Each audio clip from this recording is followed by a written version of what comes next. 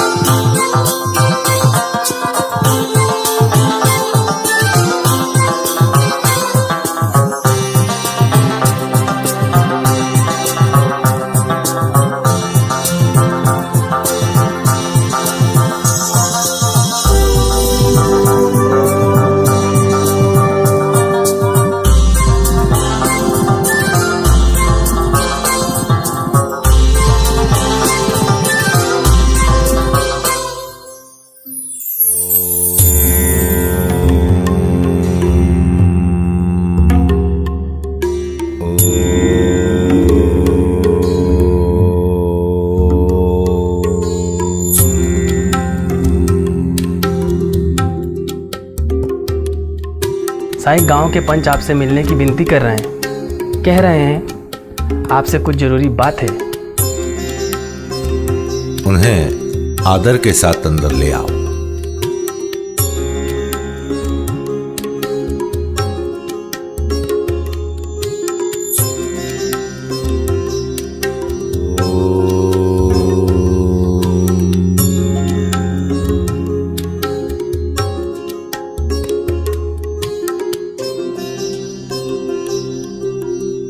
कहिए सरपंच जी, क्या जरूरी बात है? साईं, अमोलक की मृत्यु का दुख सिर्फ पूरे गांव को ही नहीं बल्कि पूरा प्रांत उसकी मृत्यु का शोक मना रहा है। ये बात जरूरी है, लेकिन हम उसके अंतिम संस्कार पूरा होने के लिए रुके थे। आज वो समय आ गया है साईं। हमने खानूराम की शिकायत के लिए कल पंचायत बुलाई है। आप वहां आइए और खुद खानूराम को दंड दीजिए। आप खानूराम के परिवार को जो भी दंड देंगे वो पूरे गांव को मंजूर होगा। पूरा गांव आपके साथ है। दंड? कैसा दंड? मैंने तो खानूराम और उसे परिवार को उसी समय क्षमा कर दिया था जब वो अमोलक दास की मृत्यु का समाचार लेकर आए और मुझे सारी बात बताई और मुझसे क्षमा मांगी। क्षमा? ये आप क्या कह रहे हैं साईं? खानूराम और उसका परिवार आपके बेटे का कातिल है। आप उसे इस तरह कैसे क्षमा कर सकते हैं? होने को कोई नहीं टाल सकता। परमेश्वर ने जो लिखा है वो होना ही है। अमोलक दास का जन्म शायद कुर्बानी देने के लिए ही हुआ था।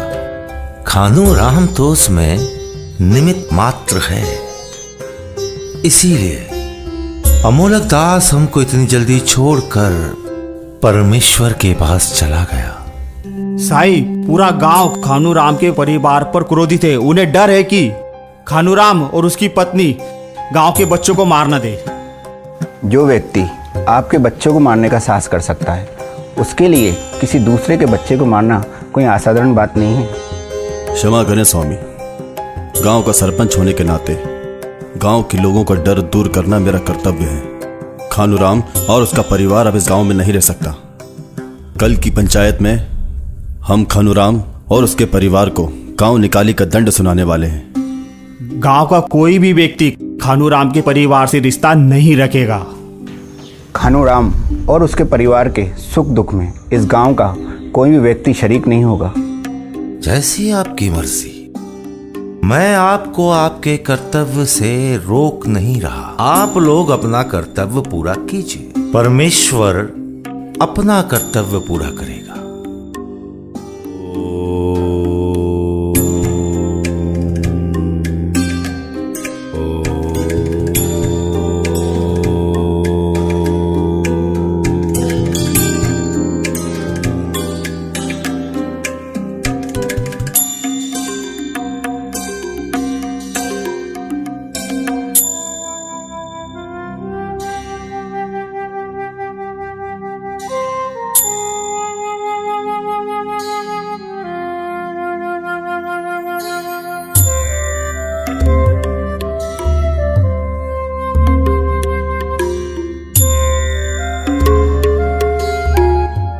अरे अरे सेवा भाई, लगता है बड़ी दूर से आ रहे हो, थक गए होगे।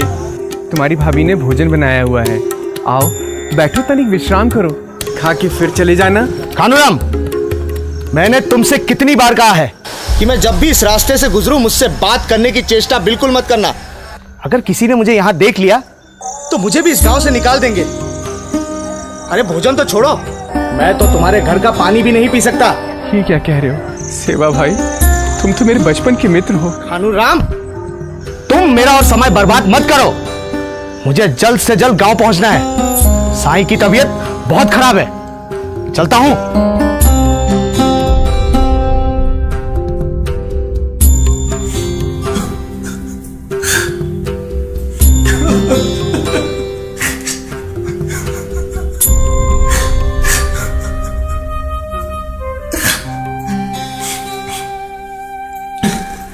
परमेश्वर भी हमसे हमारे पापों का कितना कठोर प्रायश्चित करवा रहा है। जिस गांव में आप पैदा हुए, बड़े हुए और सेवा भाई जैसे साथी जिनके साथ आप खेले कूदे जवान हुए, आज वो आपको पहचानने से इनकार कर रहे हैं और हमारे घर का पानी तक नहीं पीना चाहते। लेकिन तुमने एक बात गौर की, सेवा भाई कह रहे थे कि हमारे साईं की तबीयत खराब है, हमें उन्हें मिलने जाना चाहिए। लेकिन हमसे उन्हें कौन मिलने देगा? कोई भी ऐसा नहीं होने देगा। अब इन बातों में अपना समय व्यर्थ मत करो। साईं से मिलने हम कल सुबह ही चलेंगे, चलो।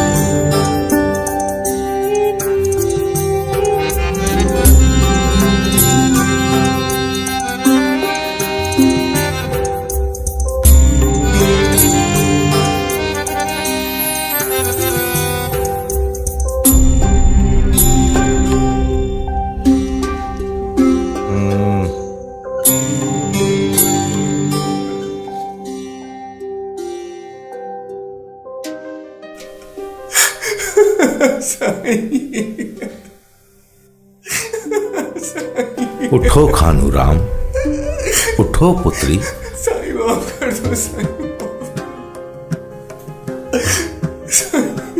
तुम दोनों को यहाँ देखकर मन बहुत आनंदित हुआ। उठो।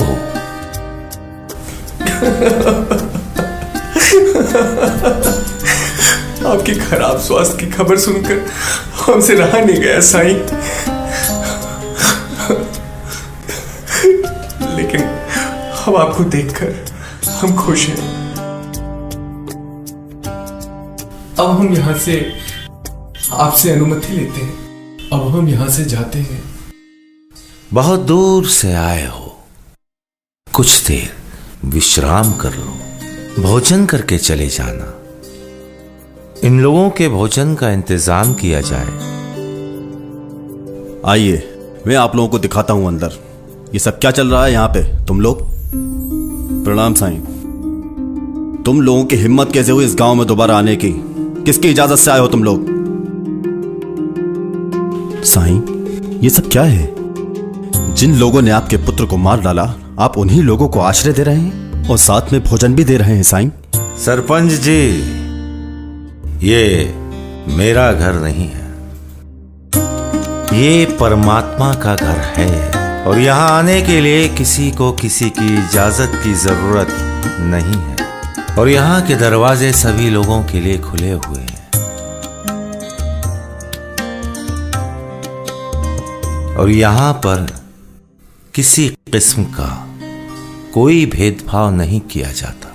पर साईं, ये लोग गुनहगार हैं, आप इन्हें इनकी सजा तो पूरी करने दीजिए।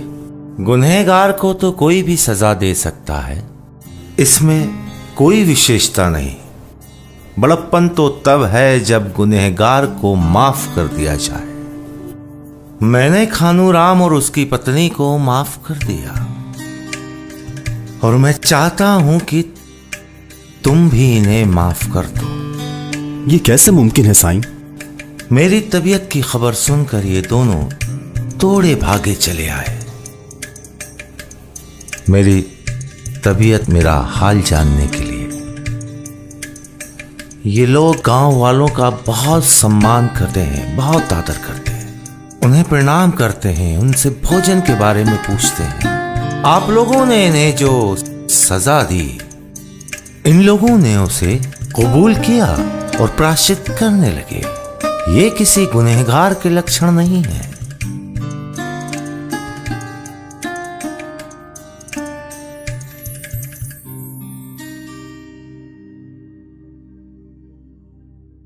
आप बिल्कुल सच कहते हैं साईं। मैं कल ही पंचायत में जाकर खानूराम की माफी के लिए प्रस्ताव रखूंगा। लेकिन साईं, जो ये गांव वालों के दिलों में इनके प्रति जो डर है, उसका क्या किया जाए? तुम लोगों को अब उसकी चिंता करने की जरूरत नहीं है। स्वयं परमेश्वर ने खानूराम और उसकी पत्नी के प्रायश्चित को स्वीकार किया है। गांव में लौट आने के कुछ समय बाद ही खानूराम की पत्नी की गोद भर जाएगी।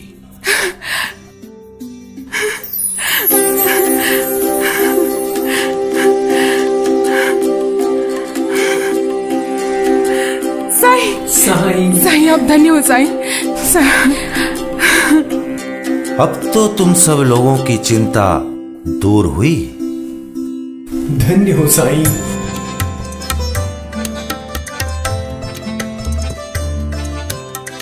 सच्चे साईं सतराम दास साहेब की जय।